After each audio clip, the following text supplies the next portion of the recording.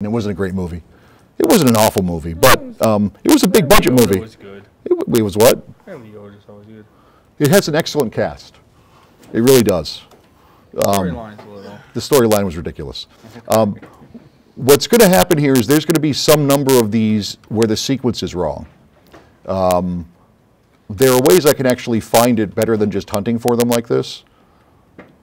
As a matter of fact, I'm going to use those ways. If I go down here to After Effects, and I check in my timeline, especially if I show my timeline by frames, I'm going to look for where those missing ones are. There was one. There they are, right there. It is at what time here? It is at 2 seconds, 13 frames, so 2 seconds is 48. 58, it's about 61. So if I look here at about 61, I'm going to see a sequence mess up. 56, 57, 58, 59, 60, 61, 63. I'm missing a 62. The reason I bring up Copland, I did this in Copland. I did this in Copland a number of times because we were missing some frames. I'm going to take this frame here, I'm going to make a copy of it. And now I should have a new thing called copy of. Actually, I probably have to paste it. Paste. A new thing called default pass main 63 copy. I'm now going to rename this main 62. Not copy. And no one's the wiser. Nobody's ever complained about it in that movie, I know that. Now I'm going to look for the other one. It's a scene that there's a stuffed animal in a car and there were some dissolve problems. And I, as the supervisor, decided, you know, rather than re-render all that and take another 2 days, we're just going to rename a couple frames. Nobody's going to know the difference. Let's see here and hunt for that other one. If that was at 61, come on, back to me here. If everything rendered perfectly, we wouldn't have these problems, but like most things in life, it doesn't go perfectly. Not most things, like many things in life. There was one. Where's my other? It's earlier, I bet. Okay, we'll go through this again. I'm going to zoom out. I know that first one was about 2 seconds somewhere in here. And we'll just start playing. That was the one. Probably have to go back. There's a nice thing about this. This may have already picked up. Nope, there they were. It's right around there somewhere. Let's step ourselves backwards. There it is. 53 is what it's looking for. So we're missing 53. That's actually nice. I didn't realize it told me that. Which means if I look here in my sequence, 53, 53, 53. There we go. We go 51, 52, 54. I'll take 54 and I'll copy and paste that one. There should be create a copy somewhere. Although, let's just do copy and paste. Paste, paste, paste, paste, paste, paste, paste. Nope, maybe it didn't take it that time. We will make copy, copy, and then we will just Control V it, which gives me that. And now I'm going to rename this one 53. Okay, now I'm going to head back down here to After Effects. I am going to go to my footage, which is not there. It should be, let me find my footage window. Bin. You know what, let's go back to that. Good. If I go here, I should be able to go reload footage. And look at that, magically there's a frame there.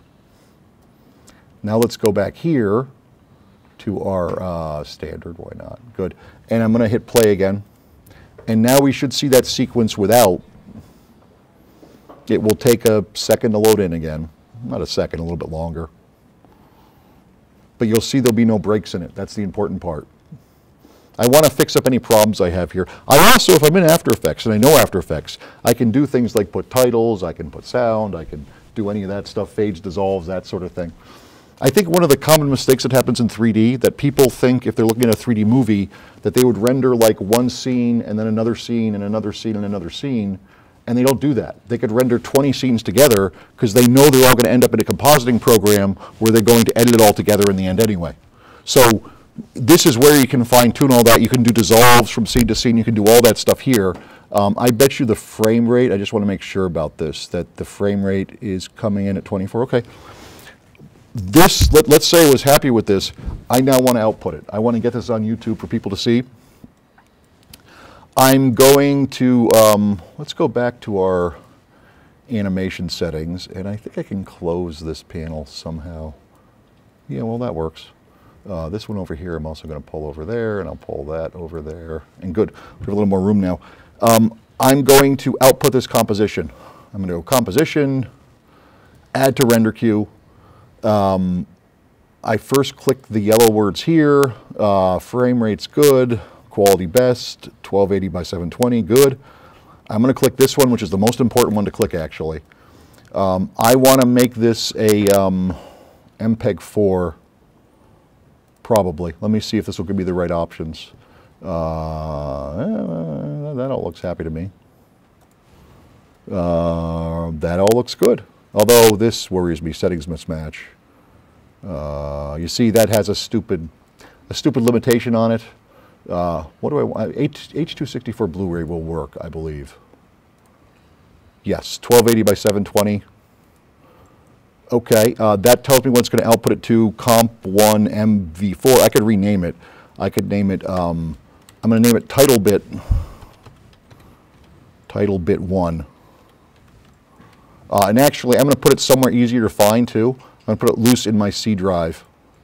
And then from here, I would hit render again. Now this would do its render process, which is going to make the movie file actually. Good, that little magic sound means it's done. I now want to check it. This is it. And actually, it strikes me these players can't play it because of some weird issues with it. Will Media Player? No, I don't think it will. But you know what will play this? I'm quite certain. YouTube. Of course. Yes, YouTube's very good at taking these things. And remember, I've seen a number of job places these days that actually just ask directly for your links. They don't want anything else these days. So you have to make sure your stuff's available. You can make it available on Vimeo anywhere you want, but... Again, the good thing about Vimeo... Yes? Get the Pro account, it's worth $60. You can do all HD. But you can put in your personal name, and you can label your URLs. And instead of them having to go to YouTube, you can go to Vimeo / 3D Project. There may be some advantages to that, though the disadvantage is the money. $60 a year. Well, right, but right, yes. It's your career, and it looks more professional. A point John is making is that many of the high-end places do release their stuff to Vimeo. That's where you see a lot of it. And I'm telling you from experience, if it takes more than 3 clicks, they're on to the next person. Yeah, I see it all No, you make a point, but you can path this so it works better. And you can make your own channels on Vimeo. It's just... Here's our full screen. This is actually playing back from YouTube now, just so we can see it. And actually, you'll note, this is the low quality one. It might not have gotten our high quality one yet, but it will get it over time. But this is how we get stuff up. Again, you can use Vimeo, you can use any other service, but we have to be able to see it online for me to know, for anyone to know that you did it. Professor, yes? How soon will this be up on YouTube? This is now. You guys could go to your computer right now, and then the point John's making is that this is a ridiculously long title, which it is. Yeah.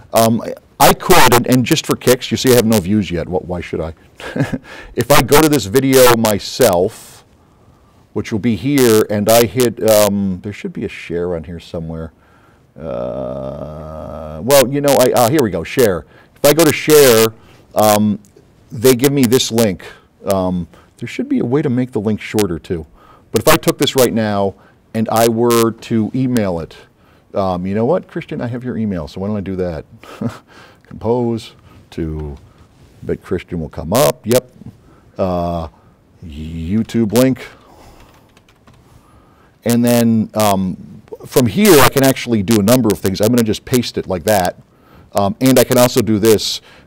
Here is a video 3D sample, and then this is maybe a little way too much Google stuff, but it's all there.